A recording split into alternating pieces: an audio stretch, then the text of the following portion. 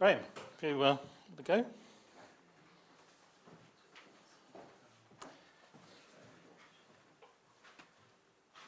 If you could put that on you, on your person.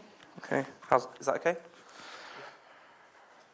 Right, so I'm Graeme Marlton, and I'm a PhD student at the University of Reading, and my PhD is basically detecting turbulence with weather balloons.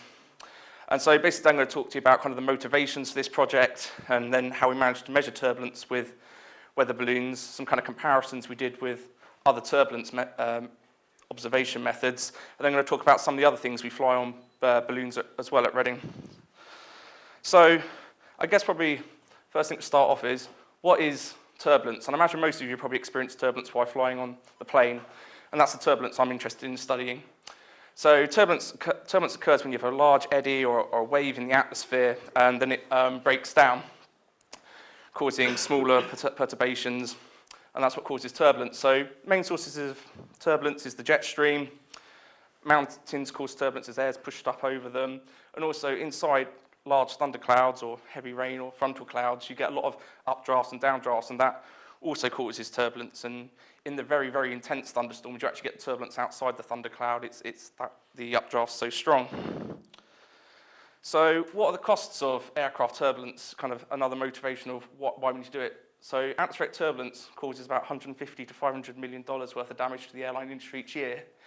And it can be things like such a stream of losing an engine and all the problems associated with an engine falling off an aircraft. But the main cause for the main cause in turbulence is flying through turbulence costs more fuel because you've got to keep the aircraft on course. And basically, you get the air hostess people going up to go to the loo, and turbulence can't be detected by the aircraft in front. So the first thing you know you're in extreme turbulence is when you're flying through it. And by that point, you're on the ceiling, not in your seat. And this is what happened on a Singapore airline flight to London a few years ago. They were doing dinner service. Dinner's now on the floor. Everyone's bolted in. This guy's still hungry. It's not good. It's not good. So this is one of the other things we're going to hope to make some observations of turbulence, feed it back into weather forecast models, and hopefully improve our prediction of turbulence. So what are the existing methods of detecting turbulence? Well, there's a few. First of all, we've got things like surface instruments and boundary layer lidars, which are basically lasers which can profile velocities in the atmosphere, and I'll come back to that a bit later. But as you can see, a bit lacking in the height department, can't really detect any turbulence up at cruising altitudes. Then we have cloud radars. They're great at detecting turbulence, although you have to have a cloud for the turbulence to be in. If there's no cloud, no luck. The next thing is wind profilers. They're actually called MST Radars, but I'll just call them wind profilers now. Brilliant vertical range, 2 to 20 kilometers, easily covers the cruising altitude of jetliners. Problem is only 2 in the UK, so a bit sparse coverage. Another source of pilot reports, another source of turbulence observations is pilot reports. So as the aircraft flies through the turbulence, it goes, oh, blimey, that was quite intense turbulence, sends a message to air traffic control reroutes all the aircraft around it. So when that happens, you're limiting yourself to one observation of turbulence. And then after that, you've got pilots. You may have a pilot that had 10 hours experience and goes, Christ, that's the worst turbulence I've ever flown in. I'm not flying again. And then you get a really experienced pilot and go, that was nothing. So there's some subjectivity there. If you've noticed, there's been this rather lonely-looking balloon kind of flying up through the image. And as you can see, it kind of flies through the cloud. It flies through all the clear air turbulence. Brilliant vertical range, so potential to use the balloon as a platform for making observations of turbulence. So how is a weather balloon affected by turbulence? So a few people have mentioned some pendulum swinging effects. So basically, if we think of the balloon and the payload underneath as a pendulum with a moving pivot, when the balloon's agitated around by the turbulence, it causes the payload below to swing. Larger accelerations on the balloon due to turbulence cause bigger swings in the package underneath. So that's great, we could measure it. So what I'm going to talk about is the standard payload that's carried on operational weather balloons that are used around the world by thousands of meteorological organisations. We call it a radiosonde. It comes from the French for the fact the data's transmitted by radio, and the French are making a sounding of the atmosphere, and they've been around since about 1927, and they've obviously just been updated to reflect technological developments at the time. So this one here is a Vaisala RS92 radiosonde. At the minute, it's the leading market radiosonde until Vaisala bring out their next generation one. And it measures pressure using an aneroid pressure capsule. It's got a capacitive thermometer up there to measure temperature. It can derive wind speeds from the GPS antenna. And it's got 2 humidity sensors. So one of the problems you have with humidity sensors when you send them up through clouds is one freezes over. So there's 2, you heat one and take readings off the other, and then after 30 seconds you flip them over so you can maintain a good humidity measurement. It's got a 9-volt power supply from, boringly enough, 6 AA batteries, and they're encased in a water jacket. So as you go up into the colder things, the water freezes and it provides a little bit of extra heat for the batteries to keep the current output up. There's a radio link. It's on the 400 megahertz range. Telemeters the meteorological information back to ground, to a ground station, and it will transmit it every 1 second. So using a standard ascent rate, you get about meteorological information every 5 meters in the atmosphere.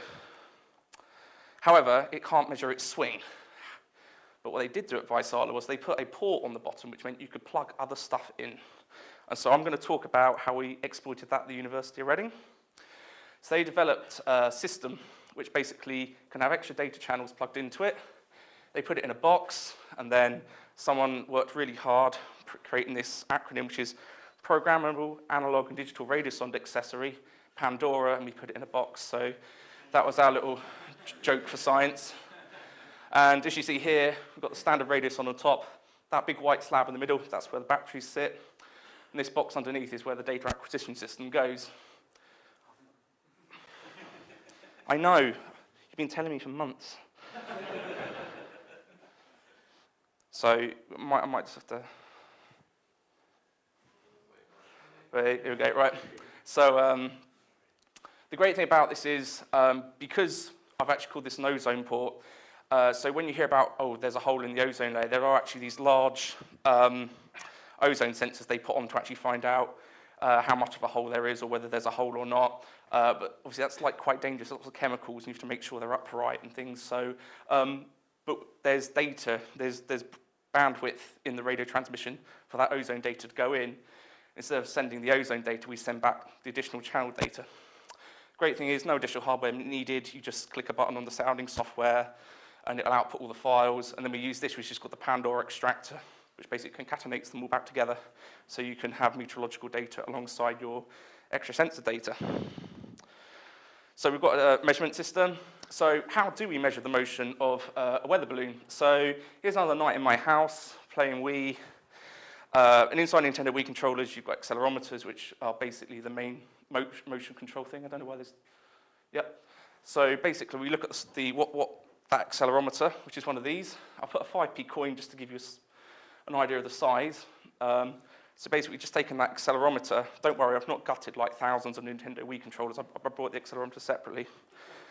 And the one we use is the ADXL325. I think it's done by Analog Devices. It's got plus 5G minimal range, which means they're all set to do between plus or minus 5G in 3 axis, but they can do more. It's just a minimal specification. So we then add some electronics. We've got to design a board because we made about 100 of these. So we put things like power regulator on, capacitors to modulate the output of the accelerometer, and then we pop it into a box, tie it to the side of the radiosonde, and we're ready for launch. So there's a 3-axis accelerometer in it, and one of the kind of pre-flight tests we did was which axis gives you the best response to turbulence. So it's a very crude experiment. I erected a big mast on the field site, tied it to it, and just sat there throwing it while I was logging the data. As you see here, the z-axis of the best response to turbulence. So that's the one we're going to be using for our turbulence measurements. So I've just presented a little case study. So these 2 panels here are the standard meteorological data we get out of a radiosonde. Black line there is temperature. The slightly faded grey line's humidity. So one thing we can notice here, cloud, and then we've got jet stream, but you wouldn't know whether there was turbulence involved.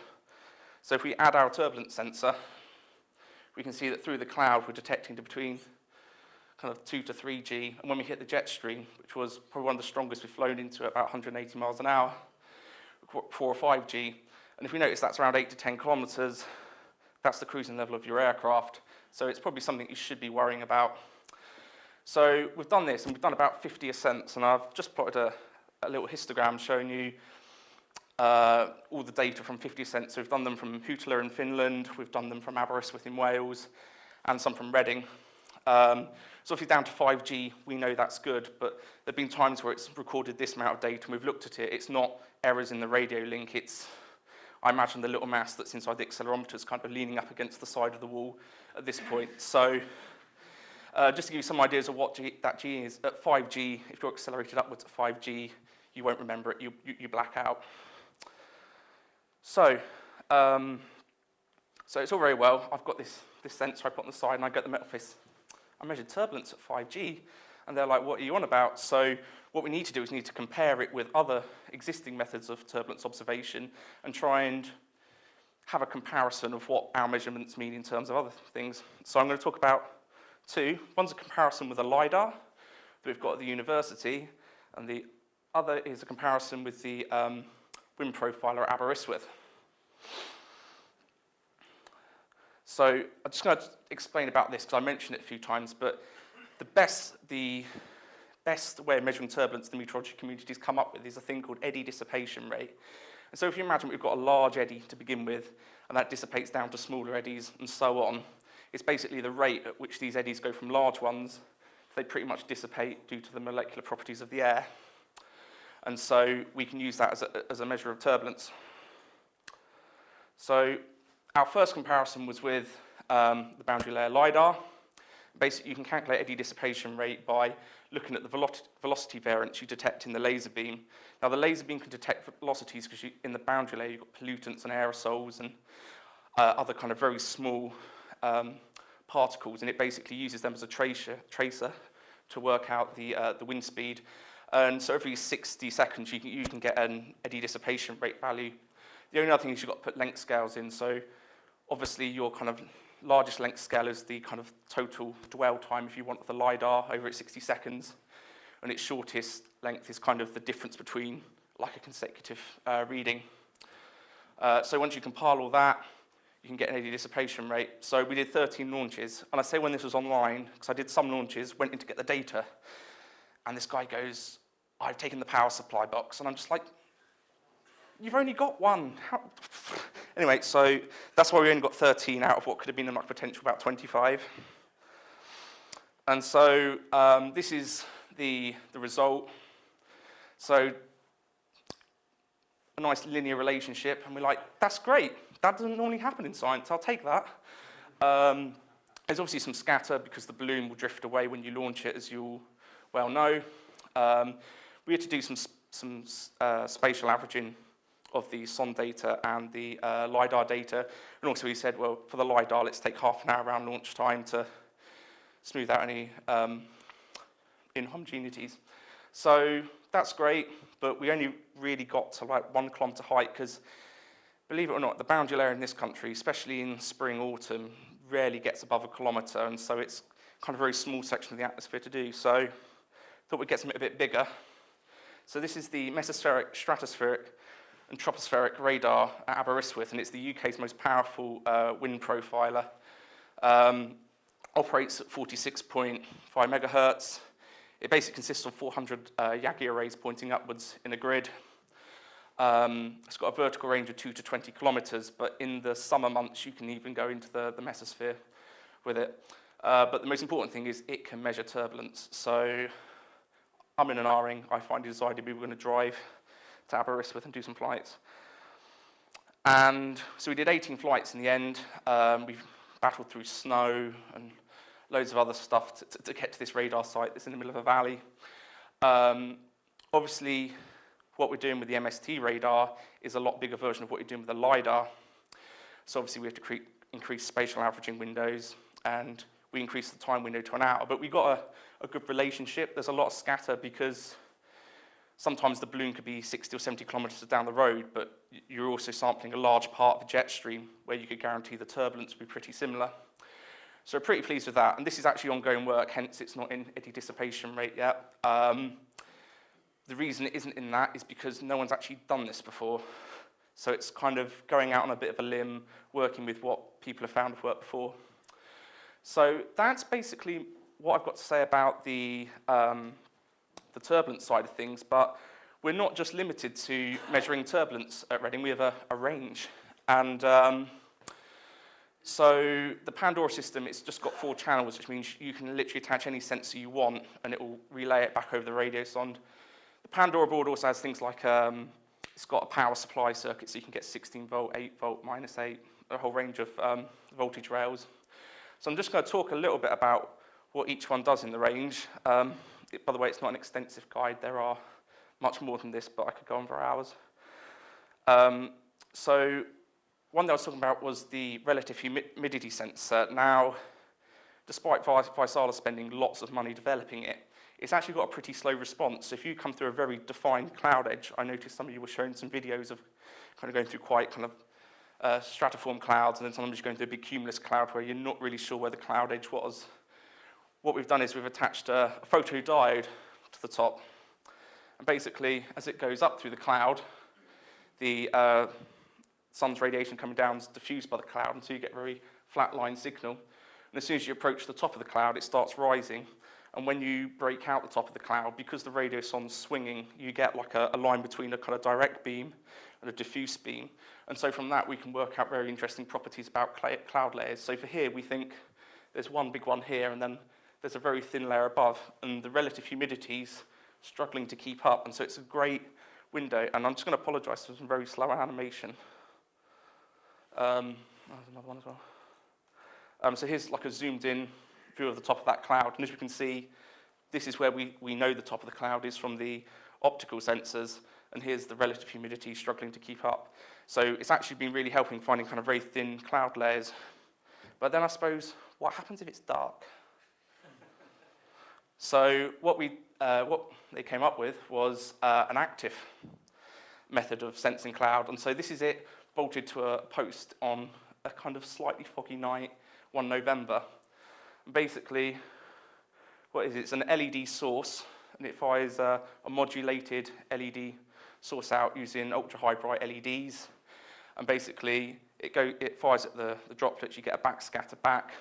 And from that information, you can work out things like what your visibility is. And if you've got a few other values, you know you can start working out the microphysics of clouds. And I mean, they've been trying to attempt this over about 10 years, and one of the problems is LEDs were first of all expensive and not that bright, but now they're starting to become very bright, very cheap, and very low power consumption. And so these actually now give you migraines if you look at them, they're that bright. So what we did was a combined flight where we had both the passive and the active sensor. As you can see here, that grey faint line is the photodiode, and as it goes up, you can see this is the top of the cloud, and it's got some variability after that. But the active one says, no, we're not in cloud, and here we are now in cloud. And basically, it sits at a default rail as saying, oh, it can see 1 kilometre, and then for when it's going through the cloud, it says, right, I can only see 60 metres in a cloud, and we've calibrated it against visibility sensors as well. So that's clouds. Another thing that's been mentioned is space weather. So there's a region of the atmosphere about 25 kilometres up where the density drops off enough that ions can be generated, but it's not too high for there to be a lack of stuff to turn into ions. And so a balloon makes a perfectly brilliant sensing platform because you've got the height, you've got your pressure, you've got your temperature, you've got your location, so you've got this wealth of data to add to it. And so how you measure space weather is basically counting, you can use the amount of galactic cosmic rays coming in as a proxy for like your ionization rate. So obviously when the sun's kicking off with its solar storm, this changes the amount of cosmic rays you're getting, and so you can compare things. And there's also variability across the Earth's surface. So it basically works, there's 2 Geiger tubes. Now, Geiger tubes run off about 500 volts, so one of the major obstacles was getting 500 volts off a 9-volt battery, and so it was a voltage step ladder device. I'm not too keen on the details, so please don't quiz me. And this is what the finished product looks like. Them 2 black tubes at the end of the Geiger tubes.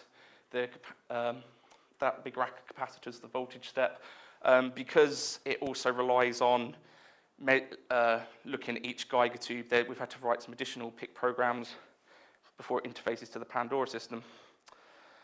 It's one of the heaviest things we fly at 39 grams, but as you know, 39 grams is quite heavy. So,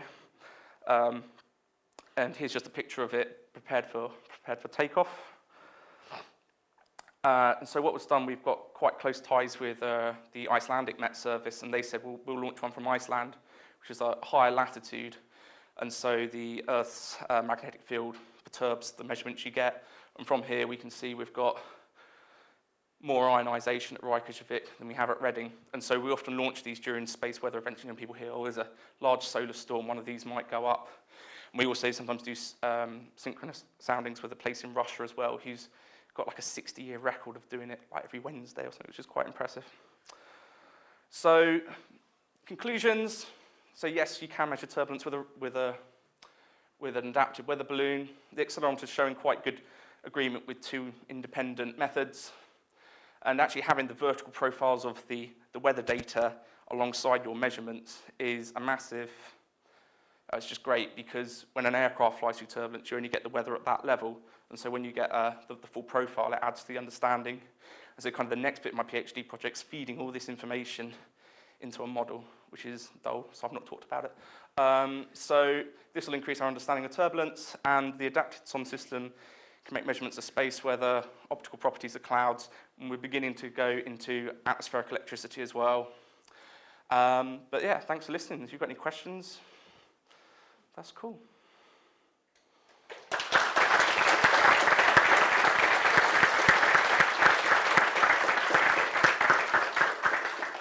On your LED detection of the moisture content for the clouds, are you using visible diodes or UV or infrared? So we've actually used loads of different combinations. It started off with green because that's something you could see, but we're actually getting to the point now where we might have 4 different LEDs and modulate them, so you can start getting size properties back as well. There's no single one that gives you better results? Not that I know of, but there's like popular LEDs. Some LEDs kind of get mothballed as just maybe they're not bright enough or the wrong wavelength, but water's got particular wavelengths in the spectrum that absorb, and it doesn't absorb, so we can use that as a point as well. How big are your GMs? How big are the? Counters? I don't actually know, because I mean, this is why I said don't quiz me, because it's not my thing. But at lengthwise, they're just about that big, so they're quite small. There's like half a cigarette length. I suppose that's probably the best analogy I can think of. They fit into the box. So we've actually fitted the Geiger tubes, the solar radiation sensors, and the accelerometer into a box, and it was a bit kind of almost tight, but everything worked inside it and relayed information. So, yeah. There's quite a few people who take the data down from the Radiosonde, so as they all the other ones around the country. Okay. Is the protocol available to actually grab to decode it? So so this is something we'd like to know, because we don't know what you get, because we have this sounding system that decodes it all, and we don't. It's a black box system, which is one of the nice things about doing this, because we've got our platform. But I mean, it'd be interesting to know what you guys see, and then maybe we could help you. But if it's gobbledygook that Vaisala know how to decode, we might not be able to help you. But if you can pick the values out, we may be able to help you with that. We'll have a chat afterwards. Yeah. Available. What about using laser diode instead of a LED? And you could measure, if you do low angle backscatter, you could measure turbulence and cloud density at the same time. So a low angled.